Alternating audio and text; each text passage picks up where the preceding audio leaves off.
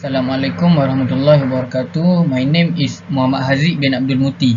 So now I will present about the introduction of our forensic project. First, the building forensic is the study and assessment of problematic issue in a building and its systems. So the building forensic involve inspection for construction problem and performance issue such as poor or incorrect building technique, mildew, rot and decay, moisture issues, odor, poor air quality, cracks, leaks and other issues. So the outcome of forensic engineering investigation may be utilized as proof in a future court lawsuit if there were any injuries or property damage as a result of the building or structure collapse. Next, for the project background, students are needed to finish a project at Sekolah Agama At-Taibah, which is located in Changlun, Kedah, as part of the work that is assigned for this course. At the school, at the site, there are new building that was under construction but having some defect and issue that need a major assessment to detect the structural defect. So our class for BNC was collaborating with forensic specialist company that is Adrian Technology Resource to completing this project using non-destructive testing and DT tools. So the purpose of this study is to learn about the building inspection procedure that are followed at the site location. So the picture is the site at Sekolah Agama At-Taibah. So during the project, each of our group members decide to distribute the task evenly. At the site, we have two sessions. That is, the morning session is the visual inspection, and at evening session, it is the NDT test. We have 5 group member. For the first member is Nik Rahiman. Nik Rahiman at the morning session is given task to take the picture of the defect and record all the progress that we have done during the morning session. So at evening session, Nik Rahiman doing the rebound hammer test. For the second member is Muhammad Haziq, which is me. So at the morning session, my work is to finding the defect around the building. So at the evening session, I am doing the rebound hammer test with Nik Rahiman. Next, for our third member is Ahmad Akmal. Ahmad Akmal during the morning session, his work is finding the defect around building. So at the evening session, his task is to doing the UPV test. Next, for the fourth member is Muhammad Hazman. Muhammad Hazman during the morning session, he is given task to list out all the defect at the form. Also all the defect that we found at the building, he will list out all the defect at the form that were given. At the evening session, his task is to assist our group doing the rebound hammer test and UPV test. He need to record the progress and the result. Also, he is doing take note all the instruction given by the instructor. So for our last member, Abdul Rahman. Abdul Rahman during the morning session, his job is to detect the location and detect the type of defect that has been found. At the evening session, Abdul Rahman doing the UPV test with Ahmad Akmal. So that's all from me. Thank you. So for the next part, I am Nik Rahiman will explain about building inspection practice. Rebound hammer is a non-destructive test that has been performed on site. So for the first step for rebound hammer is marking the point with a pencil to verify that the rebound hammer is pointing in the appropriate direction. The distance between each point should be 5 cm. For the next step, the rebound hammer was held perpendicular to the test surface and gradually pushed toward until the hammer make a contact. For the last step is the rebound number is read off the scale and recorded to the nearest whole number. So this is our rebound hammer data that we obtained on the site. The rebound hammer output was identified as the rebound number, and it is related to the surface hardness of concrete. All the 12 points calculated to obtain rebound value, which is R, and conversion R value in MPa unit.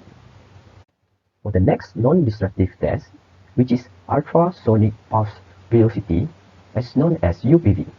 So for the first step for this test is between the concrete surface and the face of each transducer, apply standard acoustical compounds such as petroleum, jelly, grease, liquid soap, or kaolin glycerol paste. This contributes to the smoothing and acoustical contact between the transducer and the concrete surface. For the second step, place the transducer and press the transmitter on the predetermined breakpoint of the concrete. Lastly, record the traverse time that display on the ultrasonic pulse velocity meter. It is the time required to traverse the ultrasonic pulse from transmitter to receiver probes. So this is our UPV data that we obtained on the site. The consistency, accuracy, or absence of internal flaws, cracks, and segregation, which are indicator of the level of workmanship used, were also characteristic of concrete quality that have been developed for characterizing the quality of concrete in structure in terms of the ultra pulse velocity. The data obtained state the quality of the concrete is in the middle of the query. Assalamualaikum warahmatullahi wabarakatuh. My name is Ahmad Akmal bin Sazili. For my part, I will explain structural failure at the site Sekolah Agama Tajibah Changlun Kedah. For the first structural failure that we identify is honeycomb. A honeycomb defect is an area of the building or the structure where there is a pattern or repeated openings or void in the construction. These voids are usually caused by the misalignment of structure components such as beams, columns, and walls. The most common issues that lead to honeycomb defect include compaction of the soil, improper spacing of reinforcement bars, curing of the concrete, installation and maintenance of the formwork. Next failure is scaling. A building defect is a fault in the construction of the building that can caused by variety issues such as structural failure. Scaling building defect involves identifying defect, assessing the risk, and developing strategy to manage them. The first step in scaling building defect is to identify the defect. This is done by carrying out an inspection of the building, either a visual inspection or more detailed non-destructive test. Visual inspection should be include looking for sign of the cracking, discoloration, or other sign of potential defect. Non-destructive tests can be used to identify moisture or hidden defect. Next structural failure is cracking. Building defects are faults that occur during the construction of building due to improper workmanship, design, or material. This fault can be lead to structural instability, water filtration, energy loss, and other signification issues. During the inspection, an experienced professional should look for any sign of cracks, missing or damaged components, or other structural issues. Next failure is rust stain. A rust stain is a discoloration of building material caused by corrosion of metal components. It is a common defect that can occur in building variety. Rust stain can weaken the structural integrity of the building. Rust stains are caused by exposure of the metal to the moisture and oxygen. Moisture can come from the variety of sources, include rain and plumbing leak. The last structural failure that we identify is mold growth. Mold growth is a common building defect which can have a very negative impact on the structure. Mold can cause health issues for the occupants as well as damage to structure itself.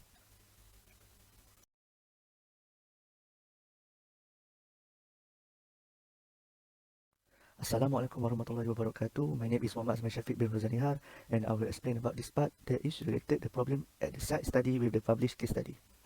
Based on the investigation at Toyiba School in Chalon, Kedah, there are numerous issues detected at the construction site. These issues included honeycomb, concrete crack, leaching, rust stain, and mold growth, reflect the contractor unable to finish the work on the schedule within the time given. We proceed to the next slide. Okay, this slide explains that the defect being detected in the building. The first one is honeycomb, the second one is concrete crack, the third one is rust stain, the fourth one is leaching, and the fifth one is mold growth. Okay, for the first defect in the building, that is honeycomb. This problem can affect the strength and durability of the structure. In a case study from the United Kingdom, a contractor was found to have a made mistake in the construction of the three-story building, leading to a honeycomb building defect.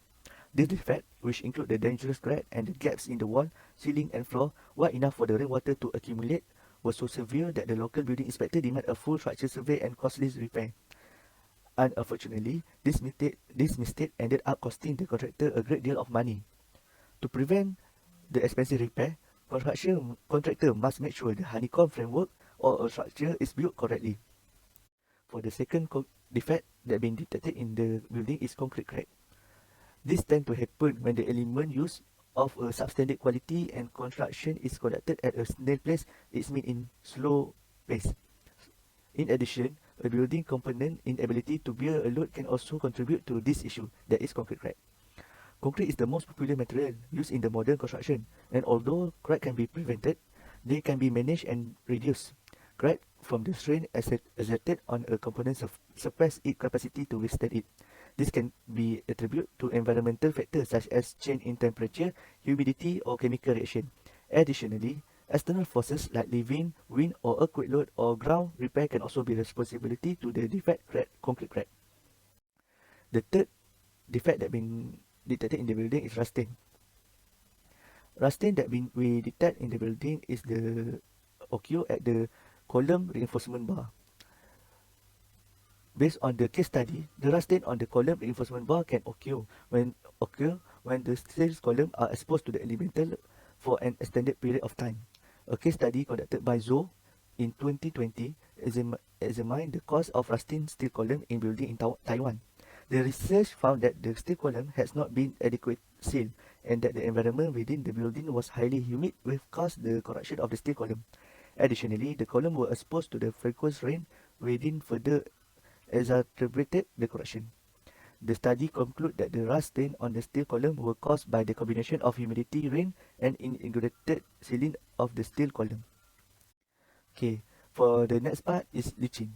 The first case study on MU Hussein in 2018 conducted a field survey of residential building in Bangladesh to explore the cause and effect of leaching of the building defect. Through their research, they determined water infiltration, inadequate maintenance, and poor construction practice as the main cause of leaching. So in the next study case, based on leaching, that is conducted in 2017 by Gao and Yang. Leaching building defect in the high-rise residential building located in San Francisco, California. It was constructed in the late 1980 and the first sign of damage were noticed in early 1990. The building was composed of a variety of material including high concrete, wood, steel, and aluminium. It has been initially designed as luxury condominium but has been converted to a rental property. The origin of leaching building defect was found due to be improper sealing and waterproofing of the material used in the construction. And the last case study that can be related with the leaching defect is a study by the Bertolini and Zorzi in 23. Monitor a building with a terrace in Florence, Italy, over a 2-year period in order to evaluate the impact of leaching on its structural integrity. The findings show that the leaching has caused considerable damage to the terrace, including cracking and deterioration of the major joint, as well as structural instability. And we go to the last defect that we found in the building is mold growth. This is because the site is exposed to the water. Mold growth is an issue that can be found in many houses if the right precautions are not taken, such as ensuring proper ventilation and insulation. This was highlighted in 2006 study conducted by Robert and Hope, where they found that the presence of mold in the residential home was due to the excessive concentration caused by inadequate ventilation, a blocked chimney flue, and inadequate heating. This case study shows the importance of taking proper maintenance, ventilation, and insulation measures to prevent the mold growth.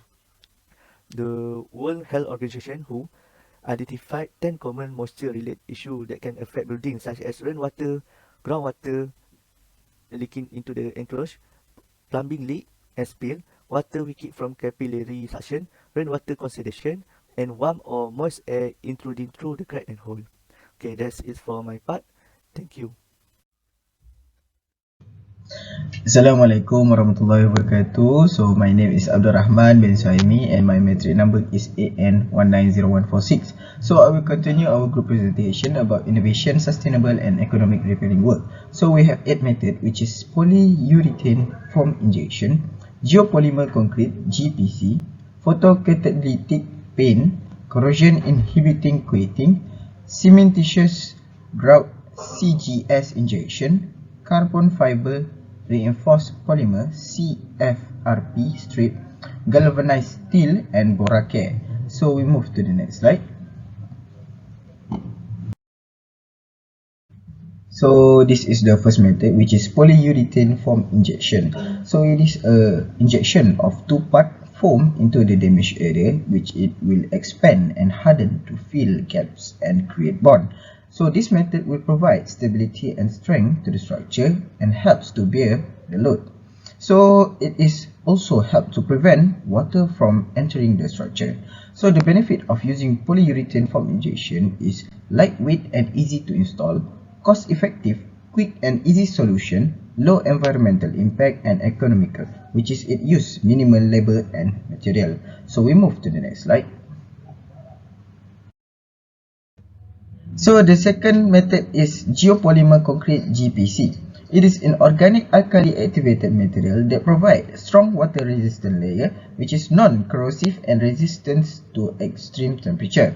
It is 2-component system composed, which is cementitious binder and fine aggregate. So this method will help to form strong bond between existing concrete surface and new layer of repair mortar. So the advantage of using this method, which is it is easier to apply than traditional repair method, cost effective, produce no hazardous waste and highly durable.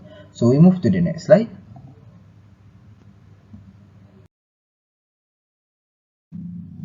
So the next method is carbon fiber reinforced polymer, which is CFRP strip. It is polymer matrix that typically epoxy and align in same direction to provide strength and stiffness. So this method being used to reinforce the structure and help to provide superior strength and stiffness. So the benefit of using CFRP strip is lightweight, strong, minimal labor to install, easy installation and not required any special tools. So we move to the next slide.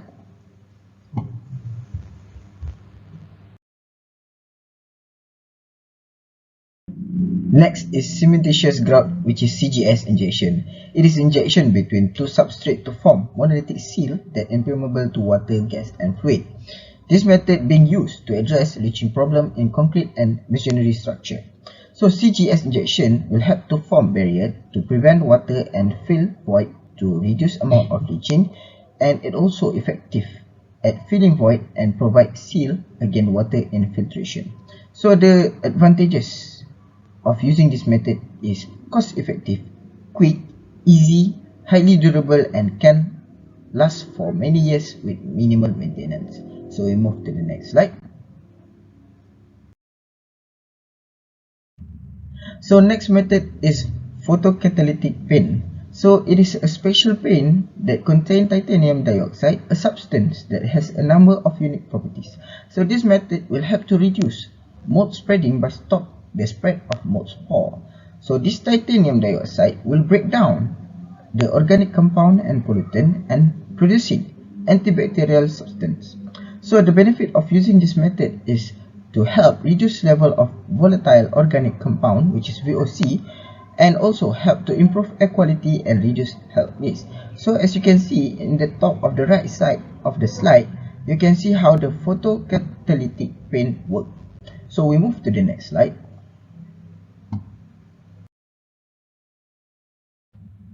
So as you can see in the slide, the next method is boracay. So it will mix with water and apply to building material to protect against mold. So it will form a long-lasting bond. So this method will kill existing mold colonies and prevent new colonies from forming, and this method also have a residual effect that continues to protect against mold growth for years. So the advantage or benefit of using this method is it is non-toxic and eco-friendly solution which is not required any use of harsh material. So we move to the next slide. So the next method is galvanized steel, which is process of covering the steel plate with a thin layer of zinc, which is highly resistant to corrosion and rust. So this method will retain structural integrity of the building and prevent it from becoming weak due to corrosion. So the benefit of using galvanized steel method is long-lasting solution than traditional steel plate, cost-effective, which is use minimal labor, and can be reused, which is sustainable option for rust repair. So next one.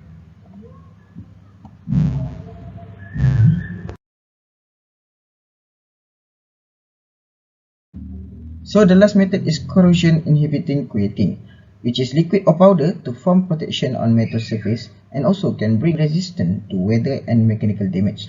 So this method contains rust inhibiting compound that provide protection against corrosion and also have UV resistance to prevent fading and color fading. So the benefit of using this method is cost effective and environmental friendly. So this method also helps to slow down oxidation process and extend life of the structure. It also easy to apply, minimal maintenance and available variety colors and texture. So next slide.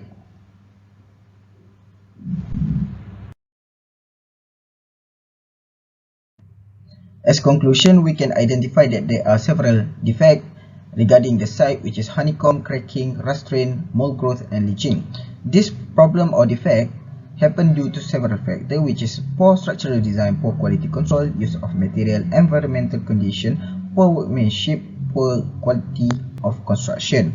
Therefore, we suggest several repairing work method, which is polyurethane foam injection, geopolymer concrete GPC, carbon fiber reinforced polymer CFRP strip, cementitious grout CGS, photocatalytic paint, Boracare, galvanized steel and corrosion inhibiting coating. We also run two non-destructive tests, which is the first one rebound hammer, and the final result we gain is that the concrete column have a good layer, and the second test is ultrasonic pulse velocity UPV, and the final result we gain is in a medium range. So I think that's all from us. Thank you.